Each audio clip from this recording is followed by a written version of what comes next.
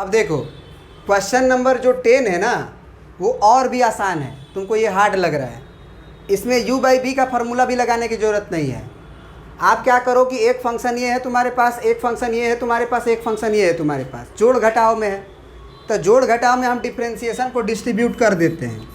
तो हम इसको पहले मान लेते हैं y बराबर a, x का पावर 4 को क्या हम लोग x का पावर -4 लिख सकते हैं? बोलो। फिर माइनस है b तो -b रहने देंगे। x स्क्वायर को हम लोग x का पावर -2 लिख सकते हैं और प्लस cos x। अब देखो ये हो जाएगा x का पावर n के फार्मूला पे। x का पावर n का डैश क्या होता है? n इंटू एक्स का power n-1, n into x का पावर n-1। तो a तो कांस्टेंट बोला है, तो जब हम dy/dx निकालेंगे तो a बाहर होगा और x का पावर -4 का डिफ्रेंशिएशन -4 होगा और x का पावर -4 -1 होगा। यहाँ पे बहुत लोग -3 कर देता है। -4 में से -1 घटेगा तो -5 होगा। फिर आपका ये -b बाहर और x का पावर -2 का जब डिफ्रेंशिएशन करोगे तो -2 बाहर आएगा और x का पावर -2 -1। क्या ये सहमत हो इससे? b बाहर है और x का पावर -2 का -2 बाहर और x का पावर -2 -1। cos x का डिफ्रेंशिएशन क्या होता है? -sin x। तो अब जो है dy/dx कितना आ जाएगा? -4a x का power -5 minus minus plus 2b x का पावर -3 और -sin x।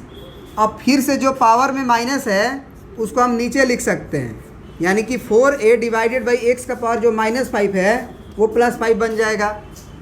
फिर प्लस 2b डिवाइडेड बाई जो x का पावर -3 है वो +3 बन जाएगा और -sin x को तो उतारना ही है। तो ये तुम्हारा आंसर हो गया।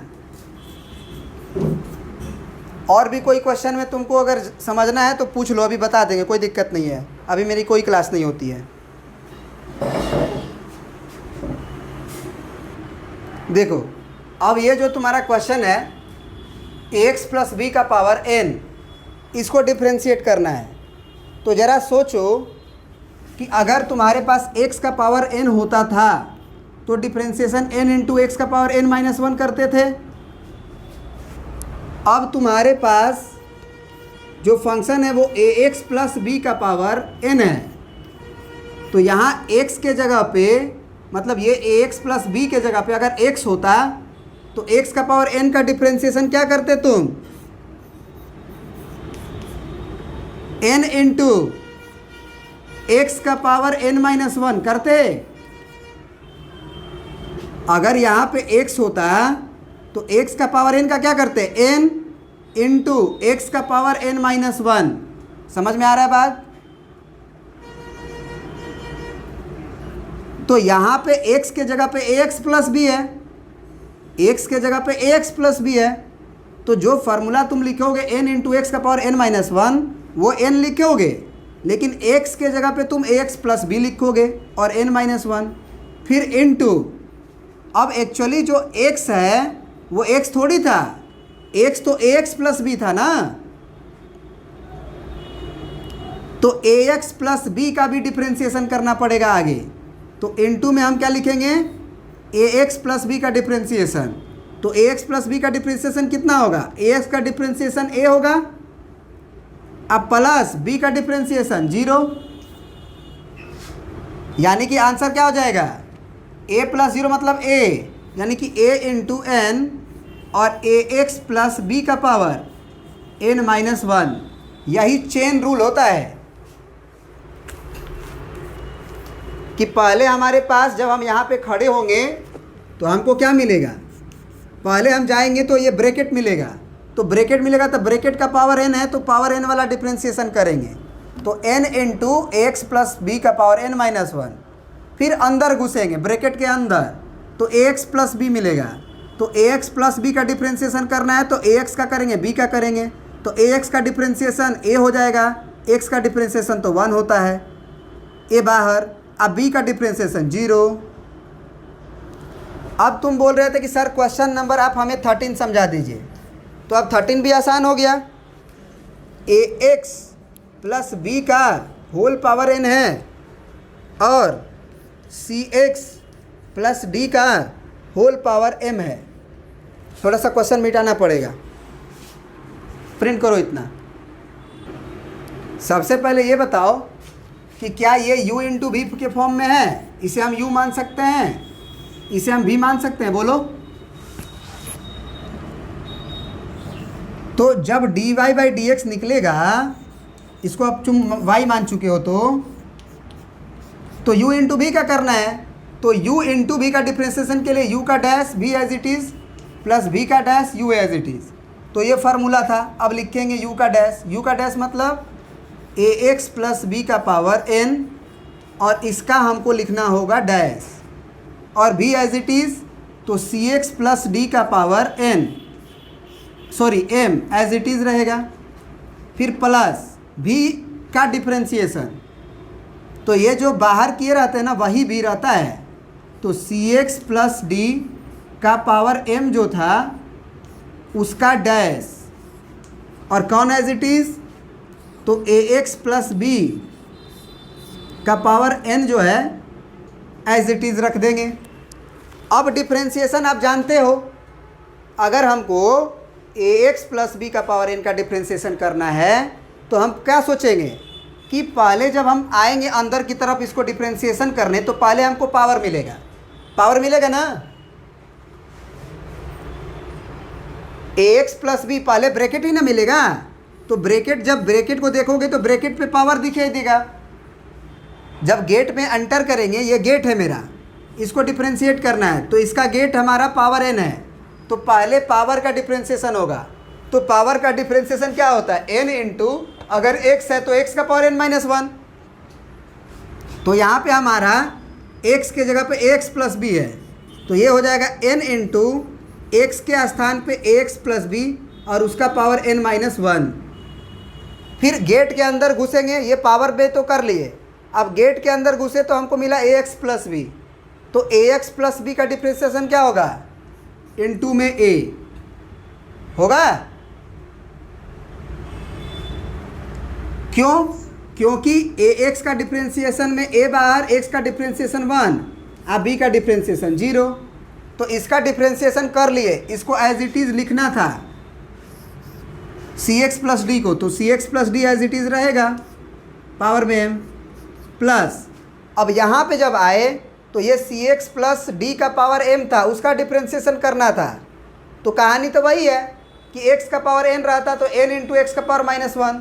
तो जब हम पावर m देखें तो m बाहर हो जाएगा और cx प्लस डी का पावर m माइनस 1 हो जाएगा। तो ये पावर का किया अभी। अब अंदर घुसेंगे तो cx प्लस डी मिलेगा। तो अब cx प्लस डी का डिफ्रेंशिएशन जब करेंगे तो c बाहर, x का डिफ्रेंशिएशन 1 और d का डिफ्रेंशिएशन 0 और ax प्लस b का पावर n बाहर, ax प्लस b का पावर n जो है वो एज इट इज़ बाहर रहेगा। अब सिंप्लीफाई कर दो आप, ये कितना आएगा, a प्लस 0, a आएगा ना। तो ये वाला a और ये वाला n सब गुने में ही है, सब मल्टीप्लाई में है।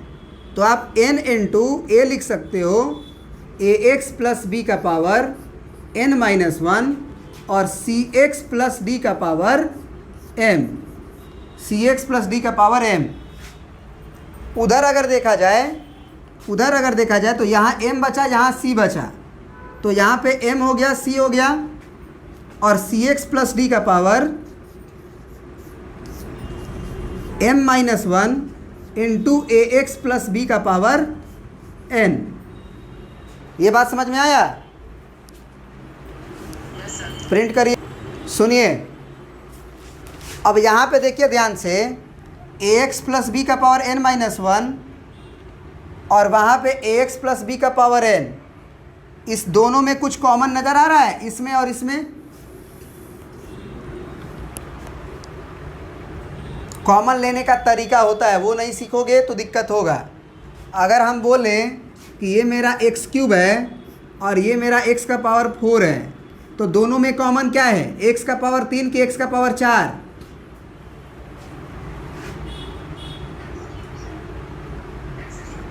x का पावर 3 कॉमन है, तो यहाँ पे आप क्या लिखोगे 1 और यहाँ पे लिखोगे x, लिखोगे ना।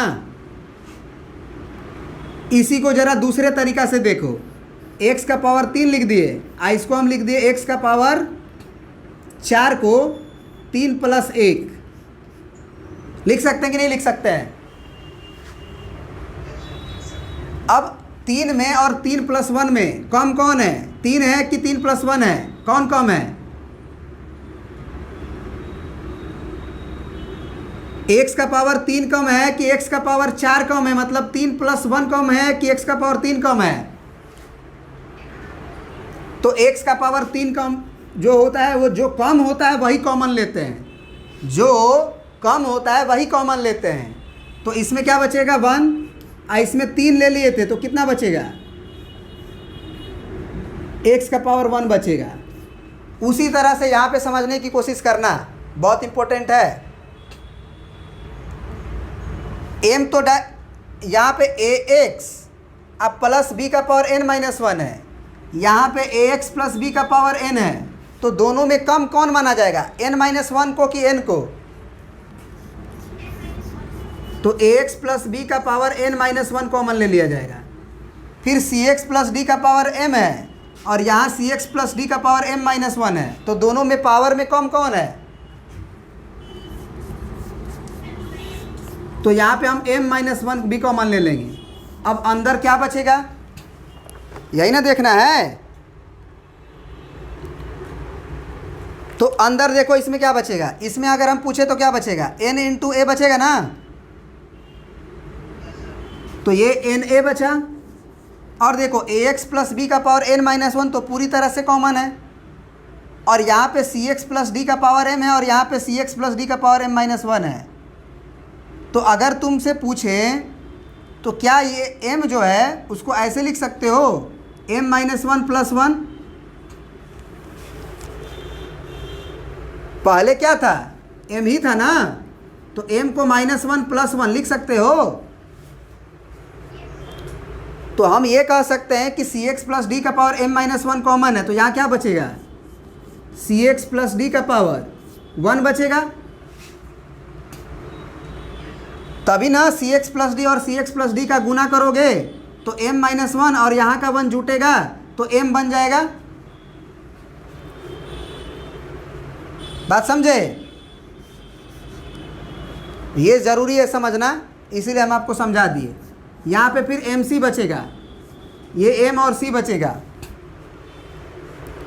क्योंकि कॉमन केवल पावर वाला लिए हैं तो कांस्टेंट वाला बचेगा। अब देखो cx + d का पावर m - 1 है, वो कॉमन है पूरी तरह से ना, और ax + b का पावर जो n दिखाई दे रहा है उसमें से अगर आप ax + b का पावर n - 1 कॉमन लिए तो a को बचेगा कि नहीं, तो ax + b का पावर 1 बचेगा। तभी दोनों का मल्टीप्लाई करोगे तो यहाँ n - 1 और यहाँ का 1 जुट जाएगा तो n आ जाएगा। यही आंसर दिया है आपका। तो आपके बुक का आंसर को मैच कराने के लिए किया गया, पहले ये लिखा गया है mc × x + b और फिर प्लस लिखा गया na × cx + d, तो उससे कोई फ़र्क नहीं पड़ता है, आंसर आ गया, ठीक ना। तो ये आप बना सकते हैं, समझ गए बात को।